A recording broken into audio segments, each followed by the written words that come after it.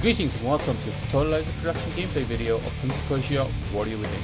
This is part 22 of the series, if I remember correctly. And yeah, I've finally decided that I'm going to go ahead and continue the extra features section with the video gallery and complete what we didn't actually watch. So the ones that we didn't watch, we watched all of these ones here and they were pretty good. But we haven't actually went through the last three, which is basically the story of Prince of Persia. Then I think this is the artwork director, and I have no idea who that is. But anyway, let's go ahead and watch the video and see what it is all about. Once upon a time, there was a boy. I loved animated movies from an early age, and I sort of dreamed of making my own comic books or animated movies when I'd grow up. Who wanted to tell stories a whole new way. Jordan was a master in game design. He rotoscoped his brother's movements. And created a tale of a prince. Jordan managed to create such deep emotions That ushered in a new age of gaming. Prince of Persia is also kind of considered one of the first action-adventure games. Sands of time, unfortunately, it didn't really translate into the blockbuster sales that was expected. This is the story of the Prince of Persia series.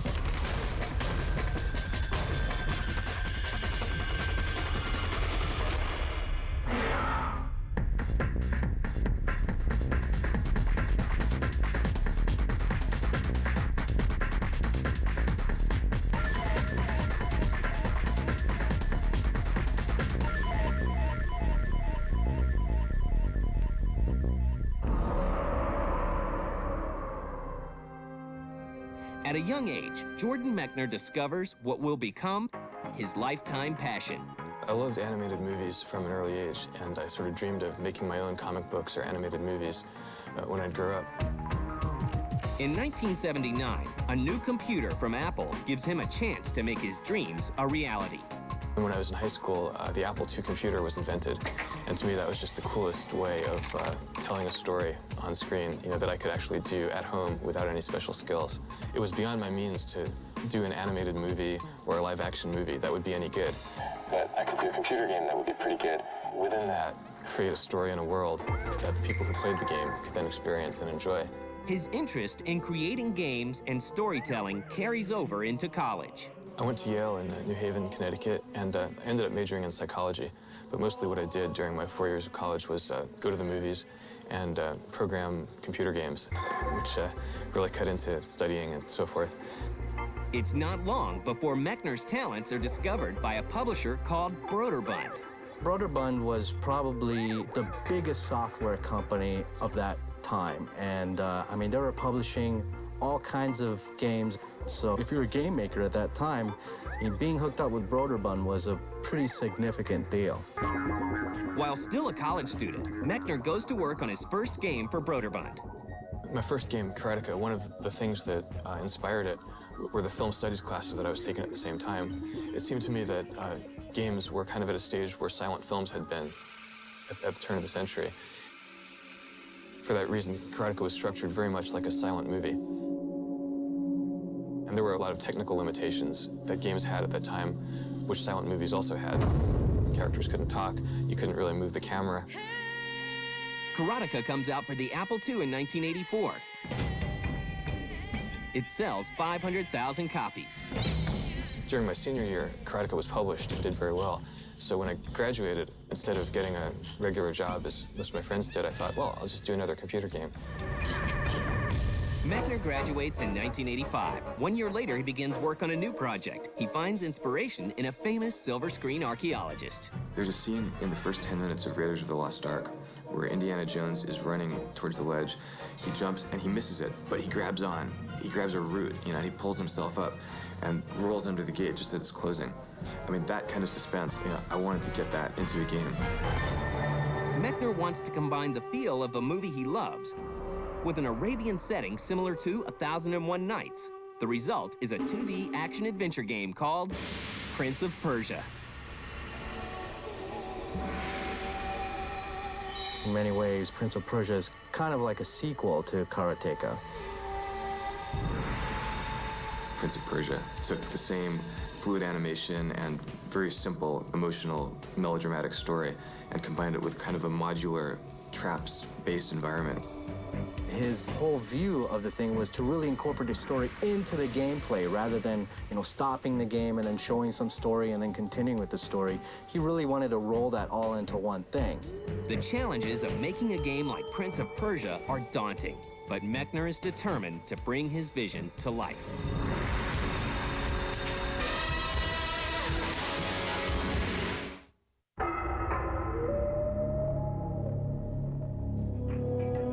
By 1986, Jordan Mechner is living in California and working hard on his newest game, Prince of Persia. Like many developers of his time, he must wrestle with limited technology. One of the biggest limitations in the earlier stuff is definitely sound. You hear about composers making music for systems in that era, and it was really like composing with one hand tied behind your back. Well, the big problem on the Apple II with music was that the computer was only capable of playing one note at a time. My dad is trained as a classical pianist when he was young, so I asked my dad if he would compose the music. First for Karateka, and then for Prince of Persia. Mechner uses a new technique in animation with the help of his 15-year-old brother, David. Jordan Mechner apparently took a lot of video footage of his brother jumping up and down and running around, hanging on ledges.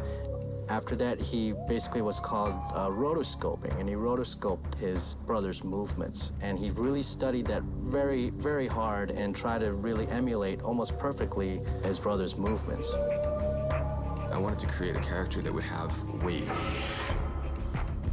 When you were running, you had momentum, and if you then pushed the joystick in the other direction to turn around, the character's arm would kind of flail behind him because it's hard to turn around when you're running that fast in one direction. The whole breakthrough in terms of technology, which is the rotoscope, helped everyone to gather around this magnificent character who was the very first one to be so well animated. As Prince of Persia gets closer to completion, Mechner's talents become more and more apparent. Jordan was a master in game design, level design ingredients, building the right learning curve, the right difficulty curve. The time limit on Prince of Persia is what kind of heightened the whole experience of the game. You're sweating, you're wondering if you're gonna make it or not. You have no weapon, and you gotta find the weapon. Clock's still ticking. The whole time, the game has this incredible tension. The most appealing thing was how simple all the elements that Jordan managed to bring together to create such deep emotions. The AI of the enemies was also pretty advanced for a game like that. I mean, you were out in a full-out sword battle with these guys. It wasn't just like hack slash and then they're out of your way. You engaged in kind of a lengthy sword battle with these guys and hope to put them away just in time for you to keep going. Broderbund releases Prince of Persia for the Apple II in 1989. It's funny, the big worry with Prince of Persia 1 was because I programmed it on the Apple II, and when it came out in '89, the Macintosh had already been introduced. It didn't seem like very many consumers were ever going to see it, simply because Apple II games weren't really being bought in stores anymore. What really saved Prince of Persia was the console versions that came out in the following years. The first Prince of Persia game is a huge success, not only because it created a palette for the rest of the video game industry to work off of, but also it was ported to so many different systems, and there were people playing that all over the place. Prince of Persia will go on to sell 2 million copies. Meanwhile, Mechner decides to take a break. And at that point, I'd spent a good part of my youth writing computer games, and I was kind of eager to get out and experience the world and have adventures and so forth outside of the industrial park in Northern California, where it seemed like I'd been forever. So I went back to New York, went to film school, then I lived in Paris to make a film. But he doesn't step out of games completely. When Broderbund came to me, wanted me to do Prince of Persia 2, my first reaction was, no, I don't want to program another game. It's too hard. It takes too long. We were able to work out an arrangement whereby I didn't have to program it. I would just come up with a story I would do storyboards, and then they had their own team of engineers and artists who would do what I saw as the hard work, which I had had to do on Prince of Persia 1. So this was great because I was actually living in Paris, and I was able to send back and forth, everything they needed to keep working on the game. Mechner spends the next 4 years shooting a short film and working on a sequel to Prince of Persia. Prince of Persia: The Shadow and the Flame comes out for the PC in 1993 and outsells the original. In 1997, Mechner branches out and releases an adventure game called The Last Express. The game is praised by critics, but sales are sluggish. So it was kind of this bizarre labor of love, this project that took us 4 years to do. And ultimately, there was not a huge market for adventure games in '97, especially adventure games that took place in 1914 on the Orient Express. The game's beautiful. I love the project. I think all of us who worked on it are very proud of it, but it didn't have the kind of success that the Prince of Persia games did. With the disappointing performance of The Last Express, Mechner feels like he's done with games.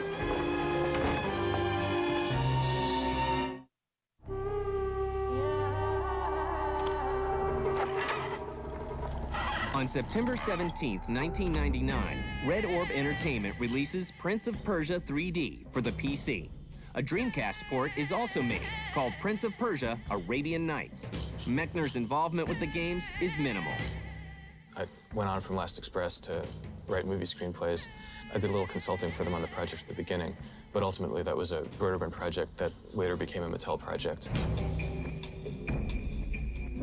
Well, Prince of Persia 3D kind of came out under the radar. Nobody really paid that much attention to it. Mechner decides to take another break from the game industry to make a documentary. I took a few years off from making video games and focused on my other love, which is film. The project was a documentary about a neighborhood of Los Angeles that was destroyed in the 50s to build Dodger Stadium. It's called Chavez Ravine: A Los Angeles Story.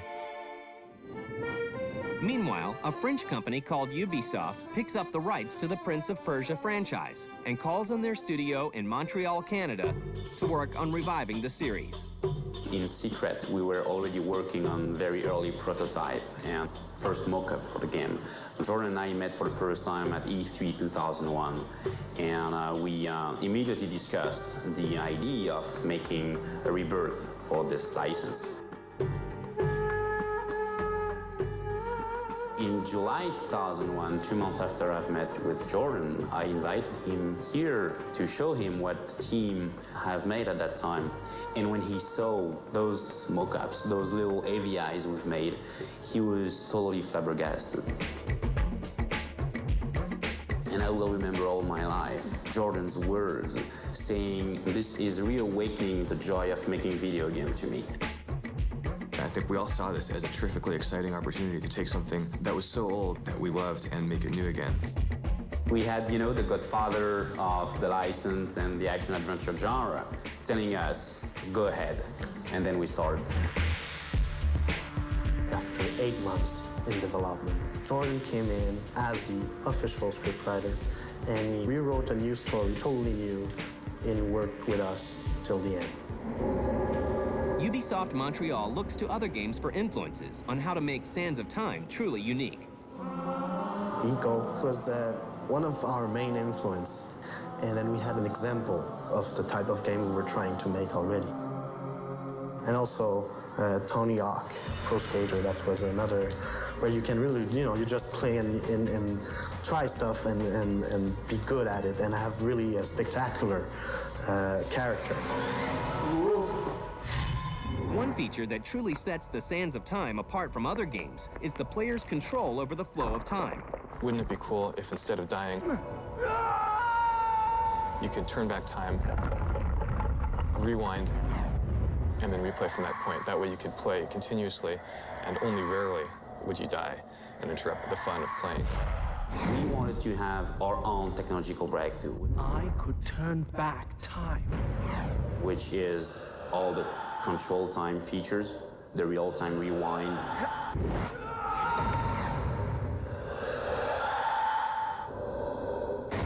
The Prince himself gets an update. We always knew that he was going to be a really agile, acrobatic guy.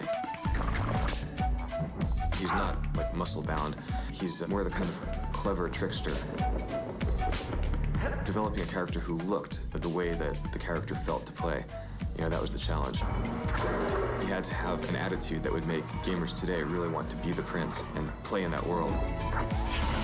I'm very happy with the design we came up with. As does the gameplay. A lot of 3D games are they're beautiful, but they're kind of clunky to actually play. So we wanted to have the mechanics and the camera so taken care of that it could become second nature to the player. You could just hit buttons and do a sequence of moves and have this incredible acrobatic thrill of movement.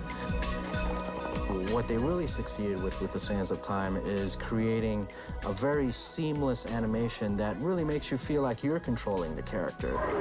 These animations aren't just pre-scripted things, but you're causing this animation to happen. Ubisoft releases Prince of Persia: The Sands of Time for the PC, Xbox, PlayStation 2, and GameCube on November 6, 2003. Sands of Time, unfortunately, is one of those games that was a critical success. It had great reviews. It said it was an excellent game, but it didn't really translate into the blockbuster sales that was expected. To the point that even a couple months later, Ubisoft bundled Splinter Cell with Prince of Persia. You buy Prince of Persia, and then you get a free Splinter Cell. After a relatively slow start, Prince of Persia: The Sands of Time sells more than 2 million copies worldwide. The way that, the gamer have appreciated the game has been really, really good for us. We were very surprised, yeah. The Prince has returned, and his new adventures are just beginning.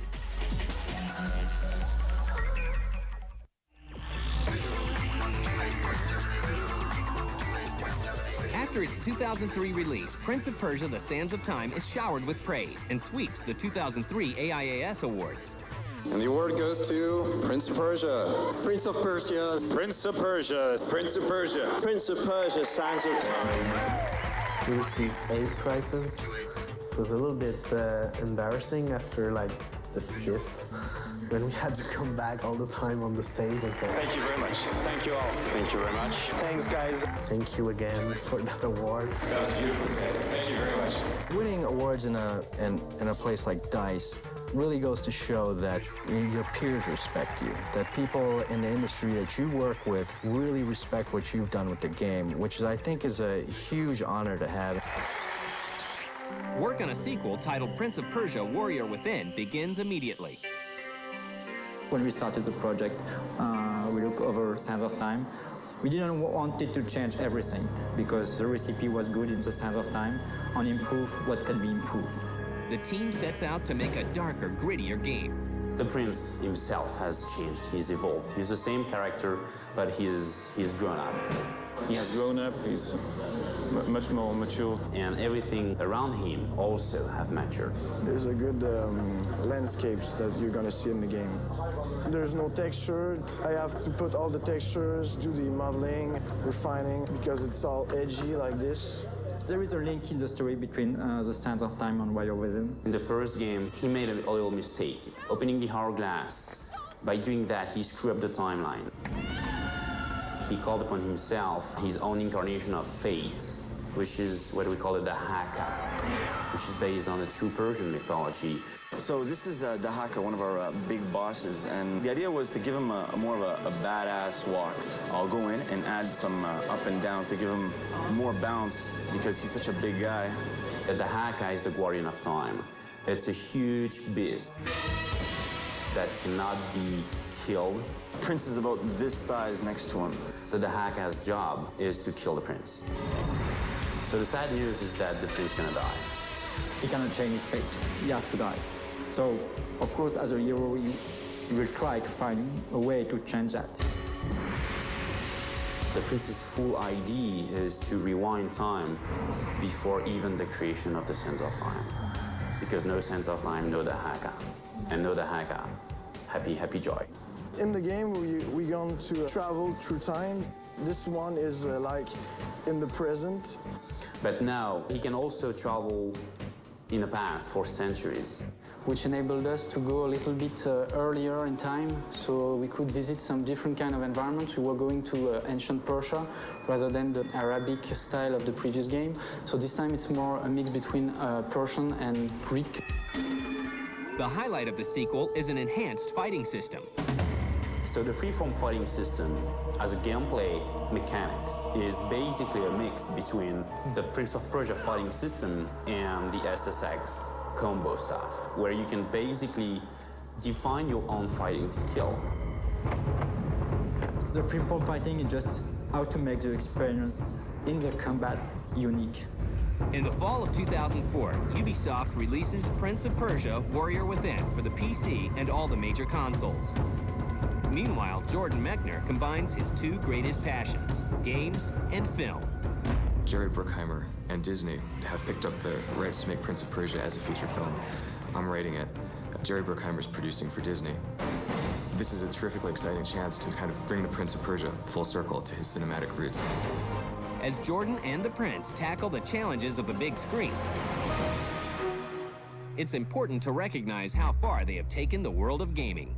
Not only that, but Prince of Persia is also kind of considered one of the first action-adventure games that really spawned a whole bunch of different action-adventure games like Tomb Raider. Prince of Persia was a very important franchise 10 years ago with Jordan Mechner, and we have made a great work with the team. Now that Prince of Persia license is something that we want to push forward for the future.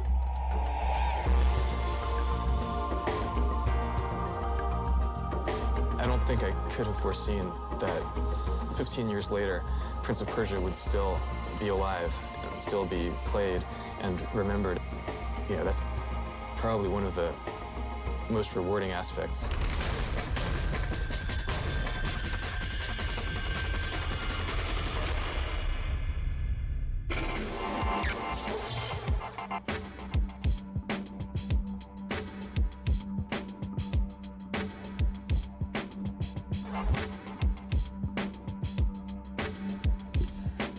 Okay, so that was basically one entire episode. God damn, I did not expect it to be so long. But yeah, this is honestly not really what it is. It's not a gameplay, so I'll just put this one in. And if you guys want to watch, I guess the other two remaining, I'm pretty sure there is people online on YouTube that actually uploaded it.